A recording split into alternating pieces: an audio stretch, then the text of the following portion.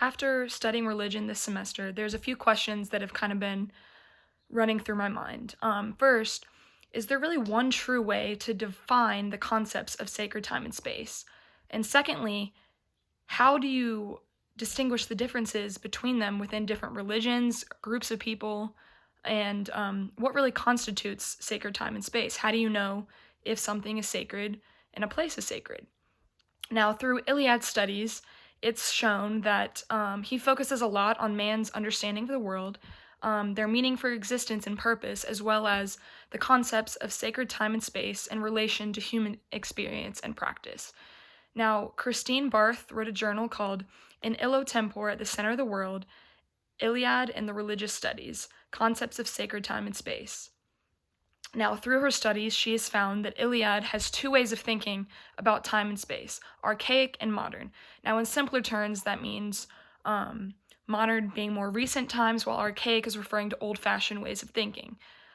Sacred time and space as a concept is constantly changing over the world around us and how our society is changing. Secondly, Iliad connects his idea of the profane and sacred to Otto's idea of the holy. Rudolf Otto considers the idea of holy to be numinous, and which really means you have a strong spiritual religious quality. Like Iliad, Otto also believes that religion is largely an experience. Within Barth's writing, she brings up a connection that Iliad makes between a story in the Christian Bible. He paints this picture of the story of Abraham when God asked him to sacrifice his son Isaac. Now, this is something that is very effective, as it is something that no parent ever wants to have to go through or imagine, but it introduces a new experience of faith. Now, the story ends with Abraham is willing to sacrifice his son. He ends up not having to do that at all because of his faith, which is another aspect of religious experience that Barth brings up within her journals. Both Iliad and Otto believe that in order for someone to have a full understanding of their religion, they have to have some sort of experience that leaves them almost in an undeniable state of their faith. And this experience isn't always going to be of that magnitude, but they really stress on something that it should be practiced. Something like prayer, song, meditation, and other forms, depending on what type of religion, are the types of things that should be practiced. And those individual things can also be considered a religious experience. Now, if one is having this experience on a constant basis, this can be referred to as sacred time. Howard Thurman, along with the other two scholars, also believes that there's a connection with sacred time and space when connected to ultimate meaning, the knowledge of ultimate meaning. Now, for most, religion is not just an experience that they have, but it's an explanation for life itself and something that gives them a higher purpose or meaning, something to live for. In most religions, this higher purpose can be heaven, being reborn, or other things along those lines. And in order to reach this goal, one must partake in those practices that we spoke about earlier. Now, Christianity is a faith that is, they believe that you get salvation through faith alone, but that does not mean that you can ignore those practices. To think of it in a simple way, imagine you're taking a test, right? If you want to get the best possible grade you can, you study, and you study, and you keep studying until you know that material like the back of your hand. It can be the same way with religion.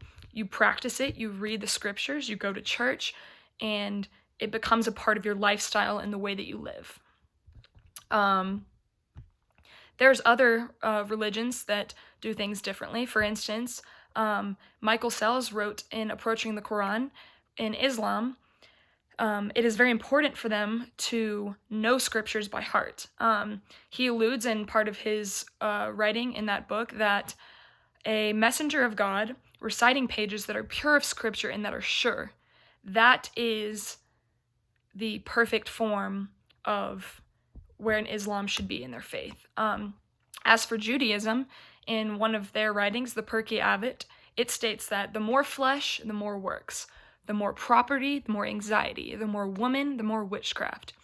And that he leads on to saying that the more Torah, the more life. The more schooling, the more wisdom, the more counsel, the more understanding, etc., etc. So from that, he's saying that understanding the Torah and digging into that is way more important than all the worldly things, which we all tend to get distracted with. Now, what really constitutes a specific area of sacred time and space?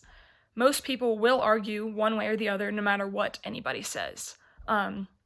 Joseph Weinberg from the University of Cape Town brings up an interesting example that was a little out of the box to me, but something that I think is understandable from everyone. He tells a story that he took a trip to Morocco with two of his friends, and it was a surfing trip. And upon their arrival for this trip, they were on a bus and looked out to see somebody surfing. And he creates this form of imagery that would be a deeper meaning than what surfing would be from the outside. He states that they immediately get off the bus in pursuit of a vision of perfection that had imprinted itself upon our minds. That doesn't just seem like surfing. That's something a little deeper. And he goes even further by saying, it was a remarkable looking place, and while we waited and marveled at its spectacular appearance, a magnificent set of waves rolled down the point, instantly confirming our impressions from the bus. And further, he goes even further into more detail, but once they're in the water, he ends up getting to speak with that surfer that they saw from a distance. And the surfer tells him, "You know, this is my sanctuary. It's where I come to be at peace." And from this statement, Weinberg was made clear that this isn't more than just surfing to him. This is a sacred place to him. To him, his relationship to surfing and the ocean was clearly a personal and spiritual one. Although a lot will say that surfing in no way, shape, or form is religious, to this man, it most certainly is. Weinberg makes it clear that generation after generation of scholars have wrestled with this term, yet despite the sustained theorizing on the matter, there's no unanimity when it comes to defining religion. In reality, it's all depending on perspective. To that man, that was his sanctuary. To someone who has no interest in surfing, however, it might seem ridiculous. Weinberg knows that because of this, he does not begin to state that his opinion is the only correct one, just one among many, which ties this all back to experience. An experience will never be the same for one person. If you have 100 people in a room and put them all in the exact same situation, you're going to have dozens of different outcomes. According to Tweed studies, there's another way which religion applies to time and space. He believes that those who are partaking in this form of religious experience, surfing, become more aware of the sacredness of the ocean. So he's saying that nature, the ocean itself, is sacred. So it makes me wonder, can we apply this to other things? Mountains, gardens, trees, caves, anything. If this argument can be made about surfing, why not other places? To any one person, these places could be extremely sacred. Most believe that sacred space isn't just about a specific place, but what is being done in that space. Jonathan Z. Smith, who is an American historian, believes that places are sacred because of function rather than what they look like physically.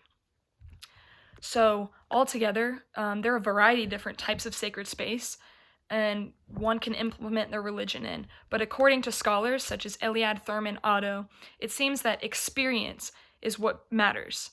That's what truly constitutes, according to these men, sacred time and space. Although this might look like a different situation for everyone, some may worship in a church, others in synagogues, others in a garden. Men like Weinberg and the man from his story choose activities such as surfing to serve their sacred experience. Who is to say there is a right or wrong way to do these things? And when it comes to worshiping within one's religion.